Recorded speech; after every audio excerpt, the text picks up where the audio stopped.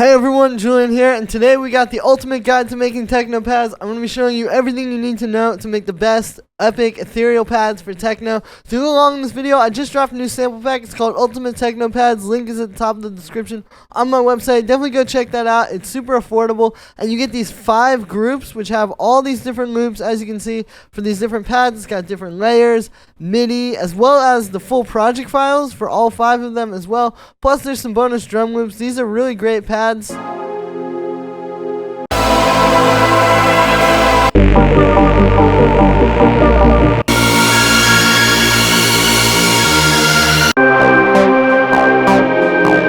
can hear it's great stuff for all kinds of techno, plus the drum loops. It's a great deal. Definitely go ahead and check that out. Links at the top of the description. Thanks for the support, guys, and let's dive in.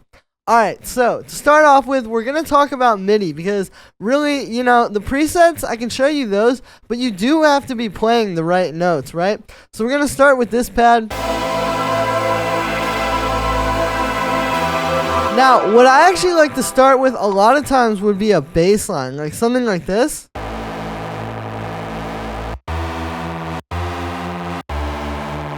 Where it's, it's not really like a super subby bass, but it's obviously working together with those pads to help define the chords. Because if you look at the pads,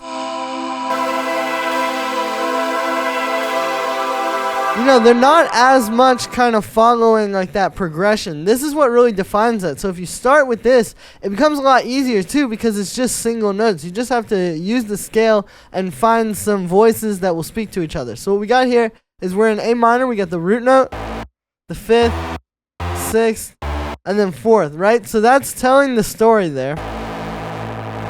And then we can have like this pad. So this is basically like this crazy E minor 9 or A minor 9, because again we're in A minor, but see, it can just drone on that, and then if you have that pad underneath,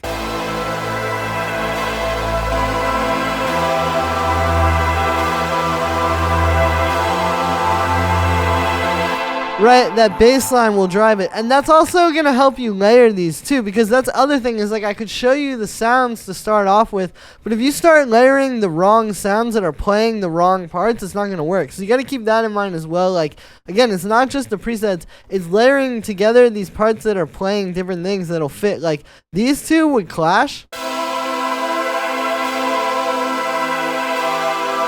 if they were too similar, but I know how to make that work, and you got to keep that in mind. So it really is about writing the Midi, and really, like, if this is really well written, it will sound good even if it's just like on a piano or like a simple sine wave. You won't need a crazy synth patch for the Midi to really work if it's written properly. But then we go to the actual sound. So what we're doing with this first pad here, so it starts its life as this.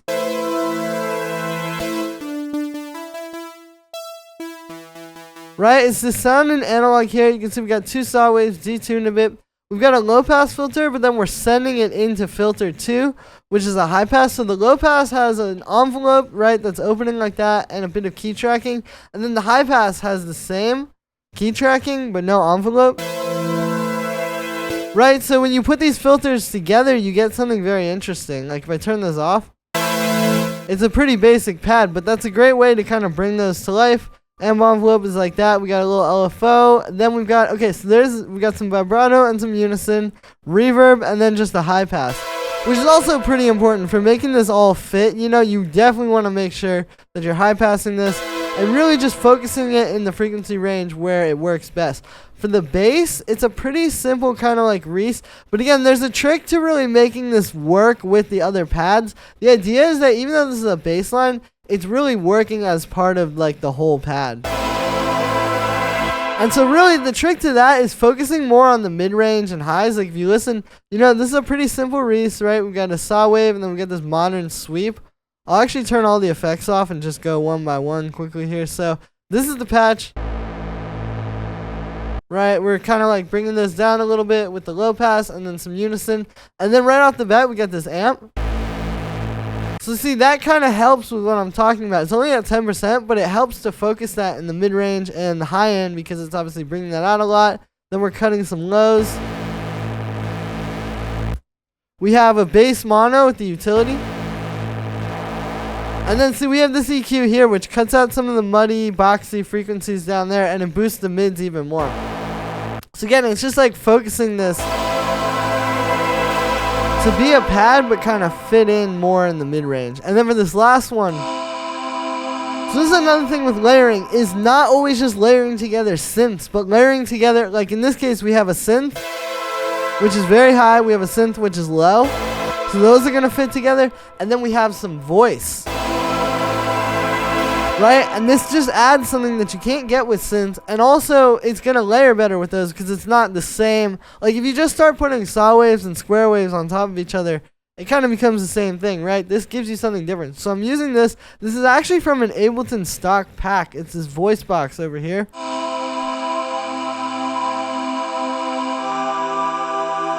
Right? Playing these chords. I've got a bit of reverb, high pass. And again, it just sits perfectly because it's not like those other elements.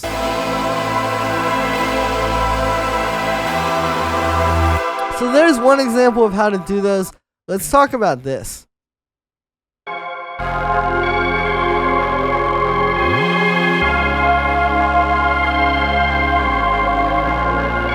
So this is another example of starting with that bass line.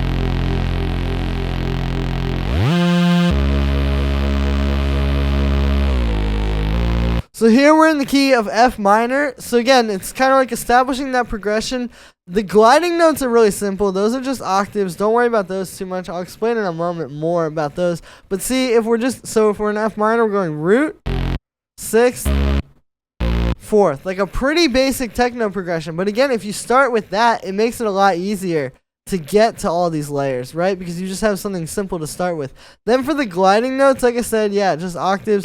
Here we're doing a third, so it's kind of like you can hear that little melody that happens there. But yeah, those are pretty simple. Just add some flavor to it. It blends nicely with the rest of the pad.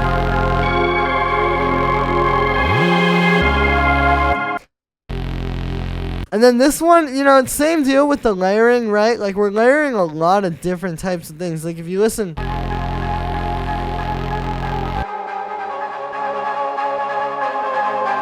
there's like these stabs, there's this kind of like sine wave pad. And they're all playing different melodies. So again, you can make these different layers work if they're very different sounding and playing very different parts. As far as the actual sounds go, so that first pad, it's got like this melody up top. So this is made with Operator. It's like this kind of like warbly FM synth. We're using a bit of, yeah, it's just sine waves. But see, the secret to this one is the detuned. Because you can hear it just kind of gives it that like eerie effect. If we just put it right perfectly on the note, it's kind of flat. We got a little bit of a bandpass with an LFO on it that's moving like that pretty fast actually. We got a bit of reverb and then just a high pass to make it fit with the others. For the stab, so I'll show you this without any effects because part of this one really is the Midi. The fact that it's doing that dun dun like all that kind of jumping. Then we got this analog patch, you know, 2 square waves. We've got them 2 octaves apart, actually detuned a bit. Bandpass filter with a little envelope on it. And then, yeah, the amp envelope looks like that. A bit of vibrato and unison. Some echo, reverb, which kind of work together to make it more like a pad. We have this width rack, which I made a video about this a while ago. Should be on my channel. And then we have some drum bus. We got this one, which is really just following the chord progression. This is this analog pad. We've got 2 saw waves, bandpass filter with a little key tracking and an envelope on it, amp envelope like that, vibrato, unison, reverb. And then the bass. So this is 2 layers of wavetable. We've got this FM harmonics, the sub, and a saw wave with a little low pass and then a bunch of unison. Which is nice, but it needs some like definition. So then we have this one, which is just a saw wave with no unison. And see, it kind of fills that out. And again, it helps focus it more in the mid-range, like I was talking about. We got a bit of amp, and then just a high pass.